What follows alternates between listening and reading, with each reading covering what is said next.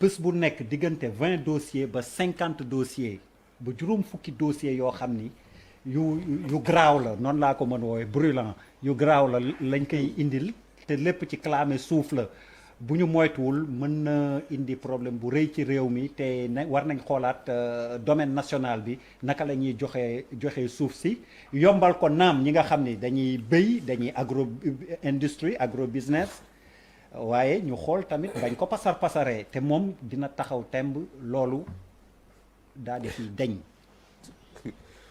Charles, tu ne sembles pas convaincu. non man temps yi nag lu muy wax économie moo ma neex parce que man xam nga ay waxu politique yooyu man pare naa si économie man waaw dëkk bi économie la toll mais il a totalement raison sauf que dafa am foo xamante ne tam am na benn galgal bu ndaw te xam moo ko def mooy rakk muy Aliou Sall ne ko nag balaa nga lay ni ñun maire ñooy jalgati waxal mais nguur gi mooy def loolu du ñu def dara te amul signature bu jiitu mais on ne peut pas avoir de l'agro-business industrie ak tout ce qu'on veut bu fekkante ne suuf bi amuñu Malal la cartographie. Oui, de ce point de vue, moi je pense que Aliou a parfaitement raison parce que ñoom phase finale bi rek la ñuy assurer quoi. Mais ci lii dafa am lu mu omettre. Par exemple, quand tu dis facilité pour la satisfaction des besoins pour l'agriculture, l'agro-industrie, mais les gens aussi ont besoin d'être logés. Da ngay juddoo Géejawaay màggee Géejawaay war fi am kër nit ku jóge Dakar ñëw ñu jox ko ay bayal yu yaatu biir Géejawaay. Je pense que loolu du yoon. yow bàyyil suñu Dakar non oui. non bàyyil pourquoi tu dis nit ku jóge Dakar nit ku jóge peut-être Siin. waaw. allez Sérési. waaw man je pense que lii mosoon bu métti bi mooy deuxième fois président di ko wax exactement waaw tout à fait léegi bon dañu xamul defoon nañ fi réforme foncière defoon nañ fi étude ak professeur Moustapha Souran ba ci Doudou Ndoye sax bon dañu xamul. voilà léegi affaire boobu nan la fa mujj demee beneen bi mooy président yi muy wax nii yëpp président dafa moom fu mu bëgg a yóbbu Sénégal.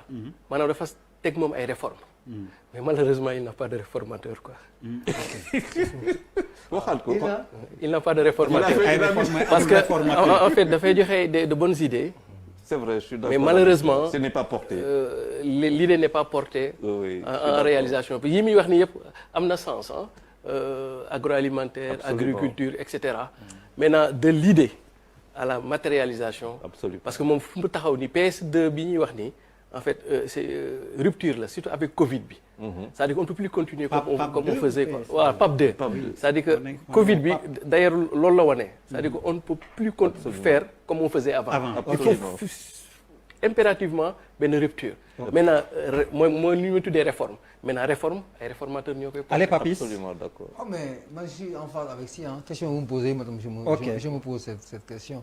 Bouba. Mais man je pense qu'il faut déjà ñu def benn évaluation de qu'est-ce qui s'est passé xam nga suñu dëkk yi ñu seet suñu suuf si déjà ñu jot a joxe kan lañ ko jox ak nan lañ ko amee je pense c'est important pour ñu mën a xam parce que quand même ñi am loxo bu gudd pour teg seen loxo ci suuf si bëri na ay nit yoo xam ne ci nguur lañ ko amee ñi si gën a bëri par rapport ak position yi ñu amoon je pense que boo bëggee régler benn problème déjà il faut nga def état des lieux il faut nga xool lan moo fi am nan la ko gars yi amee da nga jàng mathématique. voilà ba évaluer ba pare après nga jël ay décisions pour leneen liy ñëw parce que y a eu quand même tey jii nii tendance bi moom mooy jël suuf si ñu bëri te ni ñu ko amee da nga koy xam ba pare voilà di ko C'est ce que j'ai théorisé, la mathématique communale pour le social. Barka oui. C'est un problème plus que sérieux. C'est plus qu'une bombe.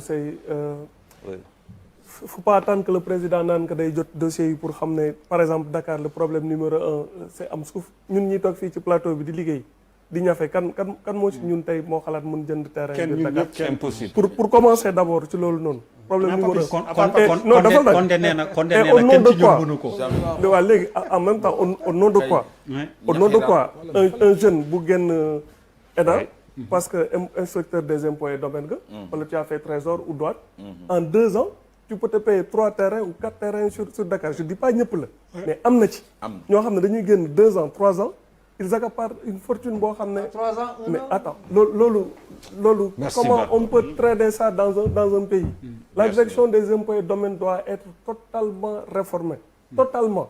le foncier lépp la ñu war a wax c'est le problème numéro 1 du pays loolu moo tax politiciens yi di rey seen bopp pour accéder au pouvoir les gars la compétition électorale lu tax ñuy rey seen bopp c'est accéder d'abord au foncier c'est le problème numéro 1 de ce pays et il est temps qu'on arrête ça. Merci. Que une petite oligarchie bëgg seddoo réew mi ñoom kese ñu toog au nom de quoi. ñun dañoo nekk ay baña mulenge wala ay utu ci réew mi. 2-4 personnes ay inspecteurs impôts et domaines ay kii ñoom ñu yore suuf si ils deviennent richissimes dañ laa ëpp mérite. dañ ma ëpp mérite dañu ëpp Charles mérite. au nom de quoi qu'on laisse ça. ñu koy nappal tout le problème qui est né du PASTEF ba fii ñuy dégg nii problème foncier la l'histoire du PASTEF c'est une histoire de révolte fiscale c'est des jeunes inspecteurs des impôts et domaines ñoo gis seen grand yi di pàccoo ñu ne ñoom dañ ciy bokk loolu moo indi révolte bi ñu créé seen syndicat muy dem di dem ba jur PASTEF et ils n'ont pas tort ci yenn yi c'est le problème numéro 1 du pays. Il s'agit pas que président bi taxaw naan am na ay 20 dossiers 32 on lui demande de régler ce problème là sinon ça va créer ici une insurrection ñu dañu mun toog di xaar ay yenn nit ay gars yoo xam dañ lay doser di dawal ay 4x4 man dañ ma gën wala dañ la gën a jàng yow au nom de quoi ces gens là on va accepter que ñoom ñu yore réew mi ñu koy seetaan tu me parles oui wax na lépp mais leen rek laa bëggoon wax il parle de Banyamulenge mais Rwandais non c'est juste pour caricaturer mais tu as l'impression qu'il y a deux catégories de Sénégalais ay gars yoo xam ne ñoom ñoo toog ci patrimoine foncier bi comme si mën nañ ko di séddale nit ñi may ñi téye ñi ak affaire yooyu loolu fan lañ ko teg c'est la bombe numéro 1 de ce pays il faut qu'on ait le courage de le dire gënuñu nit ñi dëgg la Condé man vraiment Mbarka wax Condé foo bokk non Condé Mbarka wax na lépp non Condé fu ma dëkk wala fu ma bokk man maa ngi fépp man maa ngi Sénégal maa ngi Gambie maa ngi Mali maa ngi Côte d'Ivoire fépp comme yaay représentant bi ba Cap-Vert kay lépp la ma ne li Mbarka wax su ma ci xuusoon du fi xat te nga wax ci bu Guinée bi waxal ci bu Guinée bi su ma ci xuusoon déedéet nga wax ci bu Guinée bi non duñ ko permettre mu wax ci Sénégal waaw waxal ci bu Guinée kon boog noppi naa fa mais Mbarka li mu wax non da ngay wax ci bu Guinée non yow déedéet waxal sa suufu Guinée boobu Alpha Condé a dilapidé les terres. voilà non foofu les terres on donne cadeau allez ku bëgg a bay rek ku bëgg a bay ñëw bëgg a bay bu si topp ñu jox la suuf nga bay waxal bu Guinée ta nga bàyyi Sénégal allez gis-gis bu mujj bi Guinée non mën naa wax ci mais non Sénégal non c'est fini non kii nañ yow Condé bàyyi mu kay jàll. ñu ngi ci bu mujj bi merci beaucoup alors Sodav bi tamit coow loo xam ni la am na fi cette semaine fësoon na fi njiitu réew mi sàkku na ñu def une évaluation institutionnelle et financière conseil des ministres 14 octobre la ko wax bu Sodav bu ngeen déggee évaluation institutionnelle financière mooy audit Malal ci laa yëg ni yow conseil d'administration Sodav ndeke yaa ngi ci waaw man non administration